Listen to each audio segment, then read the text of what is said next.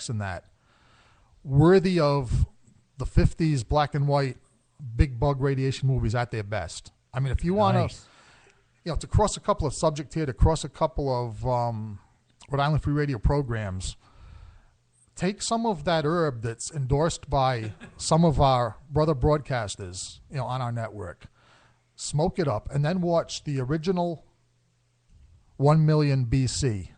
Okay, it stars Victor Mature and a couple of other people. You will laugh. I disclaim any responsibility if you hurt yourself. If you go to the hospital, watching this movie high, I can't, it's not my fault. I only suggest it. This is for entertainment only. But take one look at that Tyrannosaurus Rex in that movie, and never mind the cavemen fighting it. You will laugh yourself possibly into a hernia. So check that out. Dinosaurs. Now, for the sake of honesty, for the sake of full disclosure, 1 million years, not 1 million years, When Dinosaurs Ruled the Earth was the third movie that I ever saw in my life as a child. Okay, I did pretty good nagging my parents, to some extent, because the first movie I ever saw in a cinema wasn't Disney, because even when I was like 5 years old, I hated that garbage. I made it known I didn't want to watch Walt Disney on TV, and they never got me to watch one of those family-friendly things in the movies. Never did.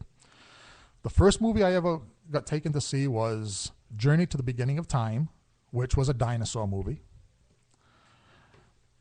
Big success with my parents. They thought they were doing a real good job of parenting me because I was so grateful and such a cooperative child for days afterward.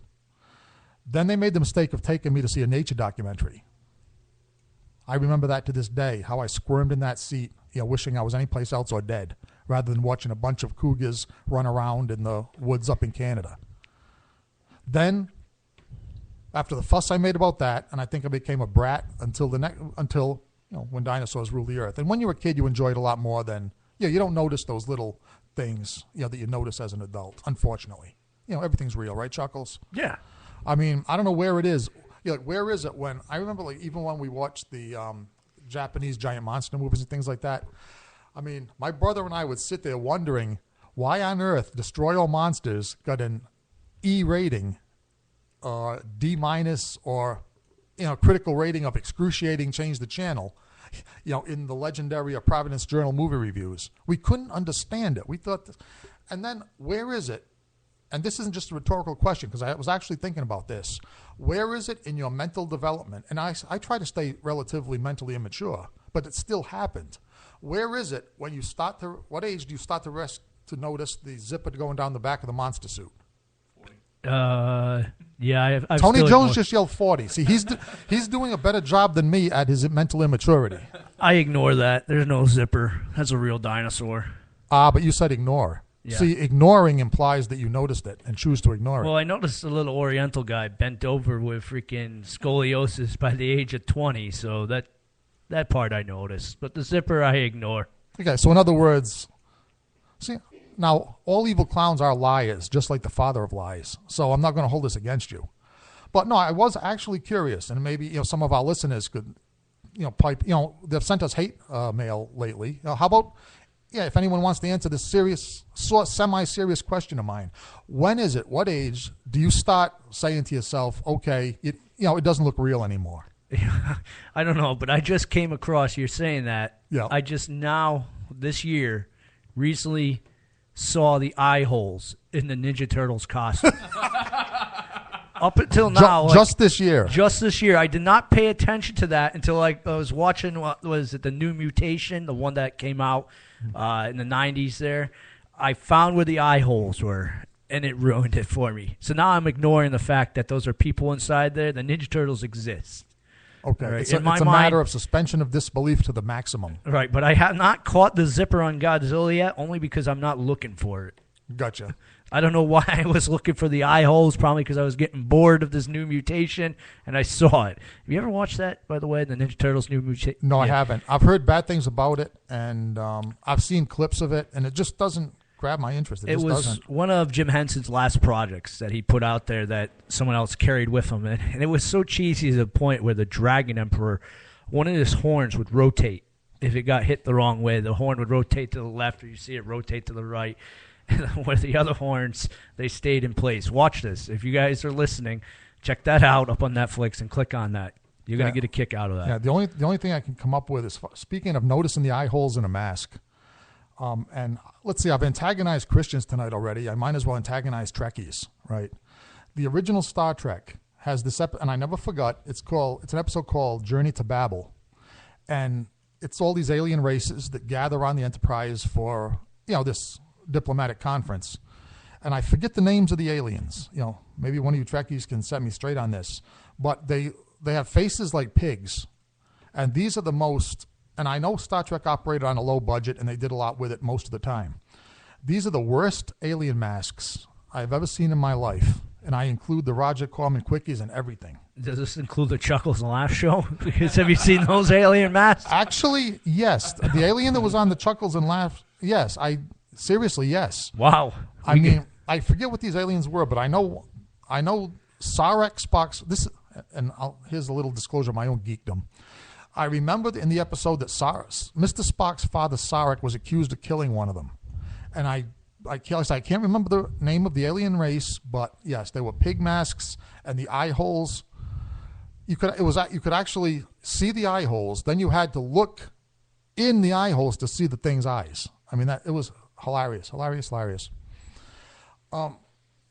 What's not hilarious is I can't find my playlist. Tony, what's up next for us? Goat Horror, Sky Inferno.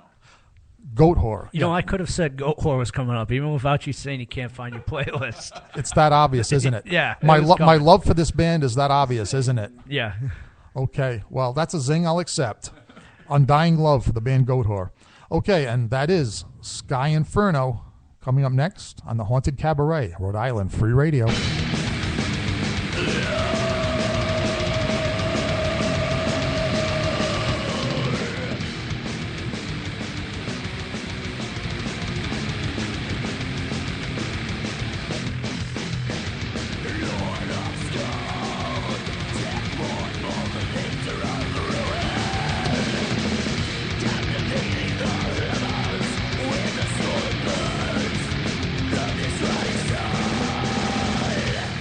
Dissecting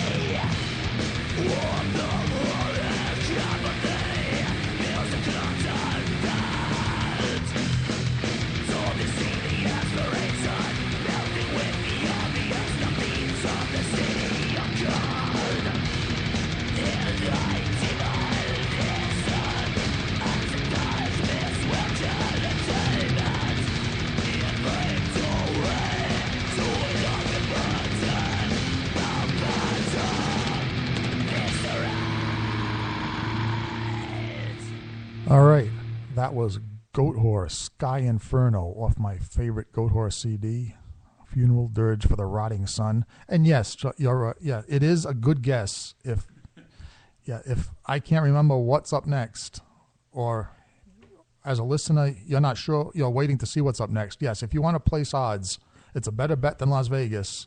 Yes, you will probably hear Goat Whore on this show, Black Sabbath, Alice Cooper.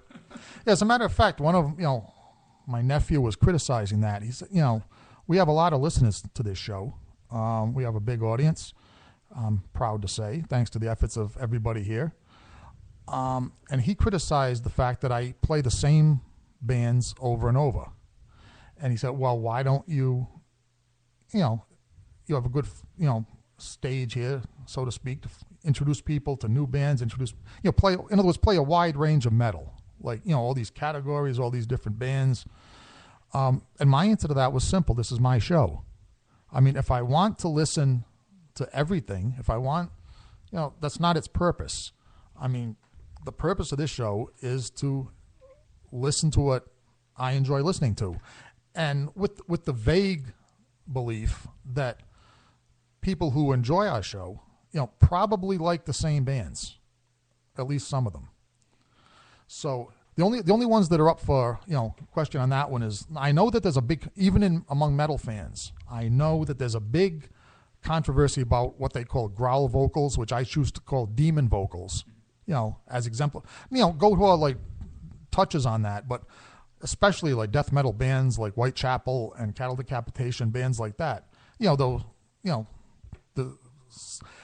that comes from, and if any little bit of trivia, historical trivia, as far as I know, as far as I can figure out, all those growl vocals, demon vocals in metal come from the horror movie The Exorcist. Does that sound right to you, Chuckles? Yeah. I can't think of any of those guttural, I guess that'd be another word for guttural vocals, before I can't say it, right, FCC. But the famous quote from Reagan when she's possessed by Pazuzu, "Your mother sucks."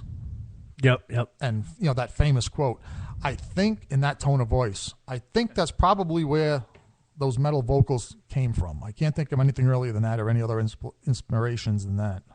I have to agree with you on that, but I do agree with some of the listeners. I'm not a big fan of the growling metal. I love heavy metal, but the growling metal where you can't understand, I'm not a big fan of that. I mean, there are some bands out there where their instrumental are great, but then you get the heavy metal bands out there where it just sounds like a bunch of instrument and screaming going into a mic, and that's just as entertaining to me as listening to what do they call it, that electronica stuff. I mean, there's a thing called electronica. It's just as annoying as techno. It doesn't appease me. But now if you go into like Iron Maiden or Black Sabbath and even Goat Whore, I can understand what the guys are saying. But there's even some songs in Slayer I do not like because I can't understand what's going on there, and it just sounds like a migraine waiting to happen. Yeah, well, that's one of the reasons I like Goat Whore so much, is because to me they're a perfect combination of the old metal and the new. But the thing with the growl, now I like the bands Whitechapel and Cattle Decapitation, which are, the biggest growl bands you're ever going to hear. In my case, I'll own up, it's in spite of the growl vocals most of the time. And those, like, the content of the music is such. I mean, there's some incredible musical virtuosity going here in a lot of these bands. And I heard somebody say once that the theory, if you can use a word like theory when we're talking about headbanging metal, but the theory behind the growl vocals, the demon vocals, is that it creates a gateway. In other words,